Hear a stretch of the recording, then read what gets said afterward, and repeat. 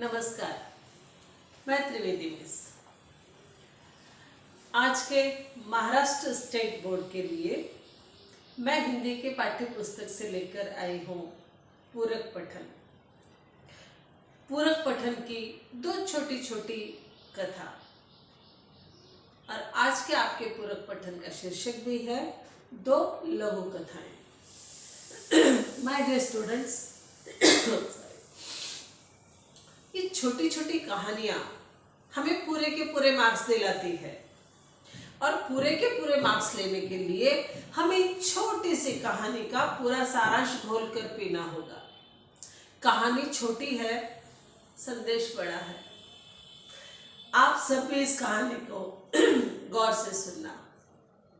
आपने अपने आसपास कई बार देखा भी होगा। कहानी का थोड़ा सा मैं आपको बैकग्राउंड बताती हूँ, पार्श्वभूमि बताती हूँ कि हमारी सोच कैसी होती है। देखो, हम बाजार में खरीदारी करने निकलते हैं। मोल भाव करना, खास करके हम महिलाओं के लिए हम बहुत मोल भाव करते हैं।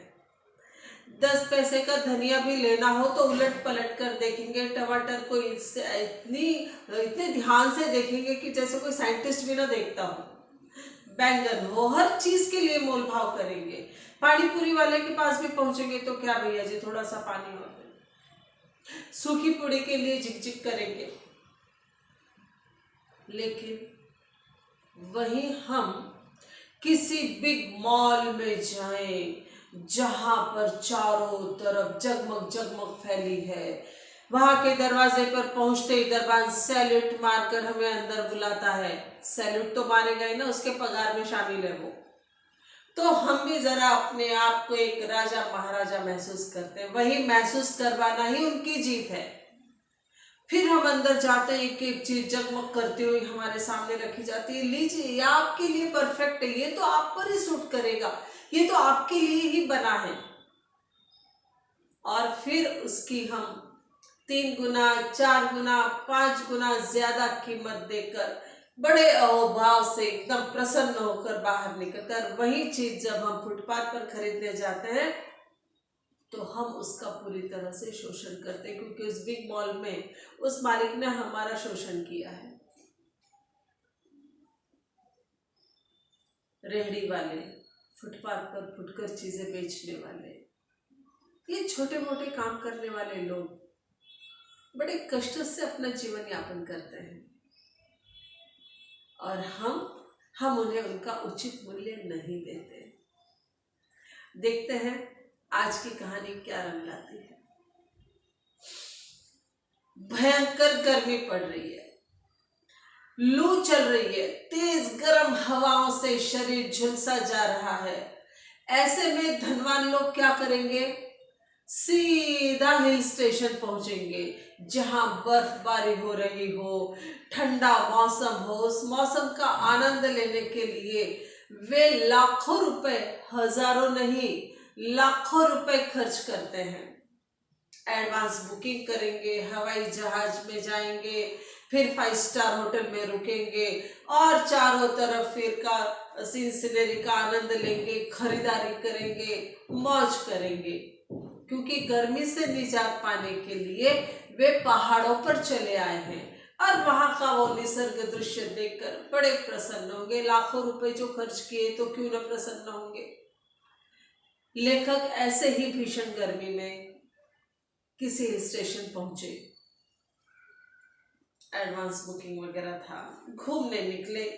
अब इतनी ऊंचाई पर एक कोने में एक भुट्टे वाला बैठा था। आपने कई बार भुट्टे खाए होंगे, इस बारिश के मौसम में तो बड़ा मजा आया होगा। अपने मिलता है ना अपने सड़क पर, देखो वो सिगड़ी पर भुट्टा भूनकर नमक वगैरह लगा के देता है। तो वहां एक भुट्टे वाला बैठा था। अब लेखक के मन में आया कि चलो भुट्टा खरीदा जाए। और लेखक ने उस भुट्टे वाले से कहा, भाई कितने का है? तो उसने कहा, साहब 5 रुपए का एक भुट्टा। क्या 5 रुपए का एक भुट्टा? हमारे शहर में तो 2 रुपए का मिलता है, समझे? तुम 3 ले लो। नहीं साहब, 5 रुपए का। तो रहने दो। और लेखक उसको दुत्कार कर आगे निकल पड़े। और अचानक ख्याल आया, 5 रुपए का एक भुट्टा, यहाँ आने के लिए लाखों खर्च कर दिए, उनके साथ झिकझिक नहीं की, उनके साथ बार्गेनिंग नहीं की। किसी रेस्टोरेंट में खाना खाने के लिए जाते हैं, वहां पर लाइट जलाने की बजाय डिम करके रखे जाते हैं ताकि आपको ठीक ठीक नजर ना आए, जो परोसा है खा लो। कभी किसी चीज की शिकायत की, कभी बार्गेनिंग की कि भैया सूप अच्छा नहीं था, हम इसका पैसा नहीं देंगे, हुई है हिम्मत? नहीं। वहां तो वो वेटर वगैरह ऐसे बनकर आते हैं, सैल्यूट मारते हैं, आप बिल से ज्यादा उनको टिप देनी पड़ती है। और यहाँ 5 रुपए का एक भुट्टा, उस भुट्टे वाले, गरीब भुट्टे वाले से पता नहीं वो नीचे से कब ऊपर आया होगा, कैसे रखा होगा, क्या किया होगा उसने। लेखक को रियलाइज हुआ, खुद ही मन में बुरा लगा, पलट कर आए और उन्होंने उससे भुट्टे खरीदे। लेखक मन में सोचने लगे कि ये गरीब नहीं है, हम गरीब है, हम कंगाल है, कंगाल, दिलो दिमाग से कंगाल है। धन, तिजोरियों में धन भरा पड़ा होगा, लेकिन हमारी मनोवृत्ति कंगाल की है। हम इन गरीबों का शोषण करते हैं। और लेखक को ग्लानि हुई, गिल्ट फील हुआ, अपराध बोध हुआ कि ऐसा नहीं करना चाहिए। और इस तरह उन्होंने उससे भुट्टे खरीदे और अब उनके मन में सुकून अनुभव हो रहा था। यह हुई एक कहानी जिसका शीर्षक था कंगाल। अब दूसरी कहानी इसी संदर्भ में है, पूरक पठन में, उसका शीर्षक है सही उत्तर। आपने इस कहानी को कई फिल्मों में देखा होगा, कुछ शॉट्स आपने देखे होंगे और आपने रियलाइज किया होगा कि झूठे का बोलबाला है, सच्चाई तो दब जाती है, पर ऐसा है नहीं।